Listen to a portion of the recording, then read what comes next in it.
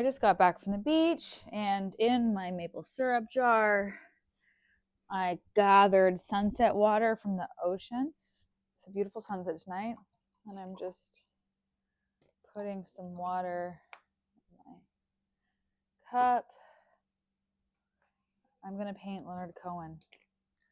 Leonard Cohen is a very significant inspiration, influence in my life. I got this book at a bookstore the other day. I never buy anything, but I missed this exhibit at the AGO when it was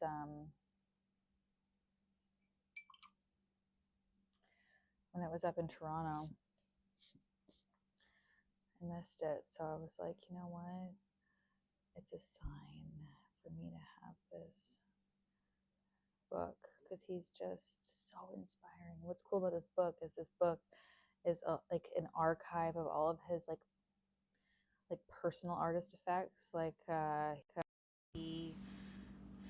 This photograph is him on Saint Laurent Boulevard, which is the same street I used to live on when I lived in Montreal. That was such a pivotal time in my life, living in Montreal. I lived in Montreal for 5 years, and I just love who I became in that city. That city is sexy and punk and French and arty. And man, I just really loved how that city shaped me. And it shaped Leonard Cohen too, because it's his home. It's where he grew up. And part of me grew up there as well. I was 18 when I moved to Montreal. And God, you know what? Montrealers just like don't really care that much about work. What's he holding? Who knows? Probably an umbrella. In my experience, I was also a student, but like still the like European sensibility, while it's not European, it's more European than the rest of North America, I'll tell you that. And they just don't care about work in a way. It just kind of unsubscribed. Montreal is not as subscribed to capitalism, I'll say that, I think.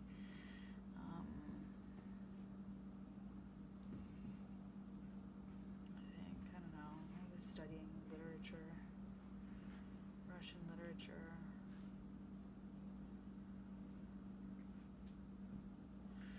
At the time. And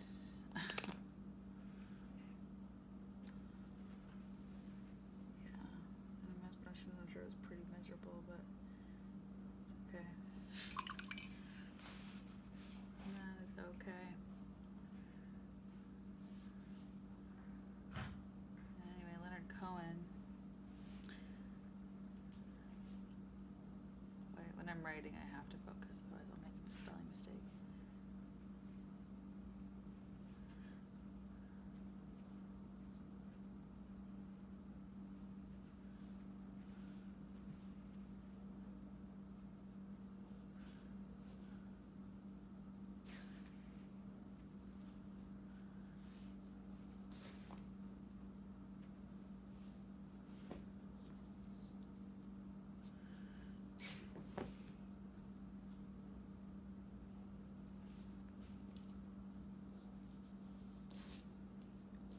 This is not a Leonard Cohen quote. This is my own quote.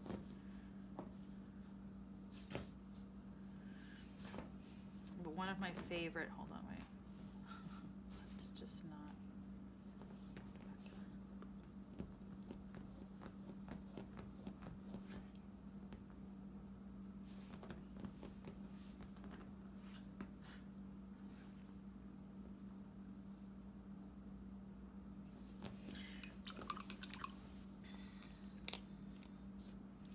I feel reticent to give this a speech bubble to Leonard because then he gets credit when it's not his quote, it's mine. So I'm changing. What is he carrying? You know what? Let's make him carrying a guitar case because that's... What does a guitar case look like at that angle? There we go. Sometimes you just gotta make it up. And it's all good. It's like we don't know, but we know, and it doesn't matter.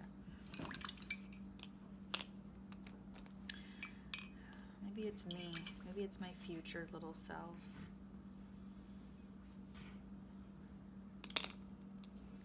Montreal. Maybe it's Montreal. The message of Montreal is just be a crazy artist.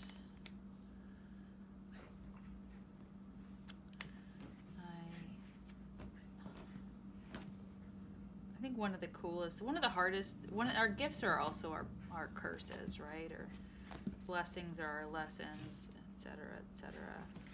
But one of the coolest things of my life, I think, is how I've been able to live in so many places so far. I lived in, I grew up in Ontario, Canada. Then I moved to Ottawa for a brief stint, then Montreal.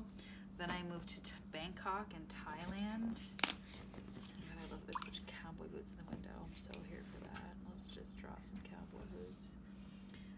So then I lived and then after Montreal, did I say this? Bangkok. I lived in Bangkok. And after Bangkok, I moved to Sydney, Australia.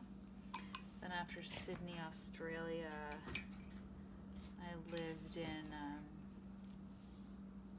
Melbourne for a little bit. Melbourne, as you're supposed to say it. Then I moved to New York City. Then I moved to upstate New York. And then I moved back to Toronto briefly, kind of. Then where did I go? I lived in Los Angeles, Joshua Tree. I tried on Greece and Colombia. I wouldn't say I was living there. I was like traveling there. Then I tried Sun Valley, Idaho. And then I moved back to Los Angeles, and I'm here now. And every place I go, I even like spent some time in Tulum. But every time I go somewhere, I really like part of it, take part of the place with me. Take part of the place with me. And I love fashion. I love that I'm drawing a bunch of shoes. And see these shoes, are they matching these shoes here? No, not at all. That's not the point. We're just making art. We're making friends with our problems. But you know, like sometimes I just feel like a runner, you know, and I'm just like constantly running. And I don't want that for myself. But at the same time,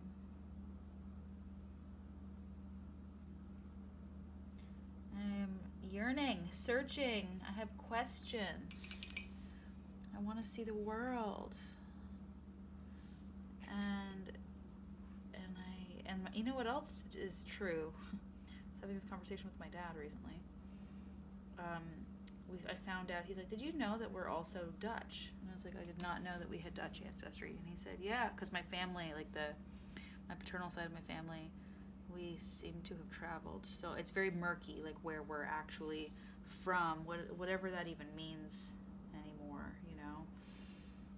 I mean, for some people it's very clear, you know, especially like indigenous people, but he was saying about our people, he said, yeah, we were not afraid to travel for a better opportunity. And ain't that the truth? I'm not afraid to travel for a better opportunity. Yeah, Leonard Cohen Actually, Leonard Cohen lived a part of his time in Hydra in Greece, this gorgeous island in Greece. And I went there because he lived there. I went there specifically to be like, what was it about? What was he doing?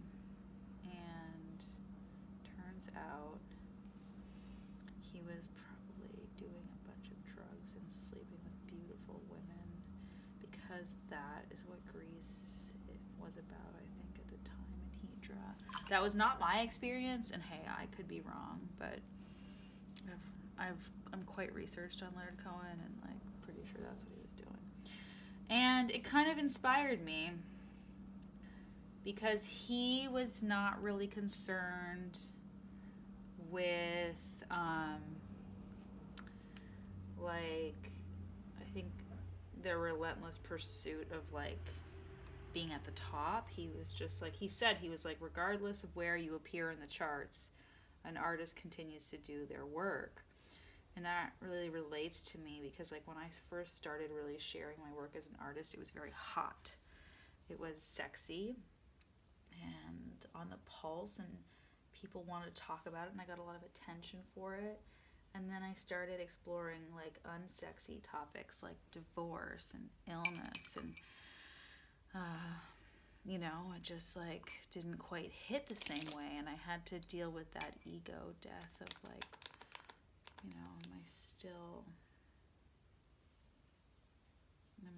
relevant?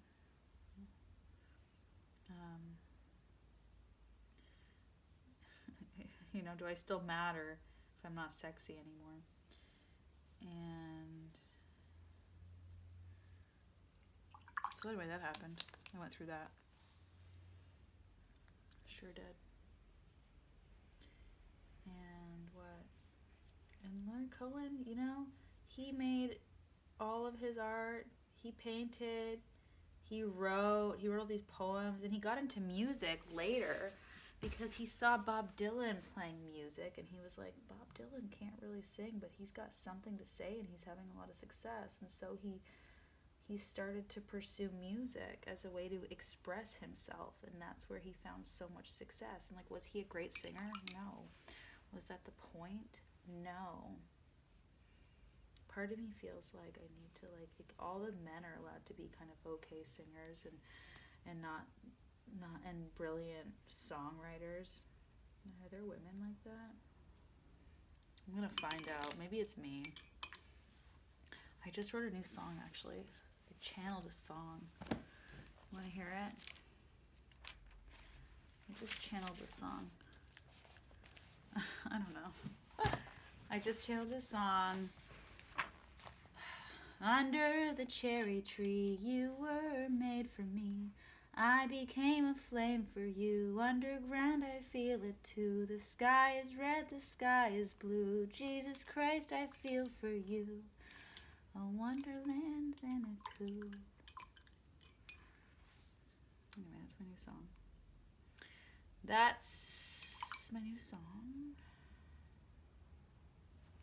What do you think?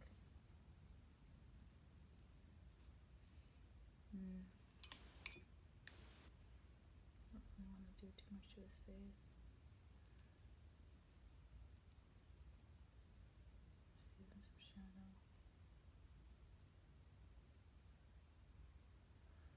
There we go. Now it looks old and weathered. Give him some darker hair. Is his hair brown? Honestly, probably, but I don't know. Art won't solve your problems, but it will help you make friends with them. There you go. That's the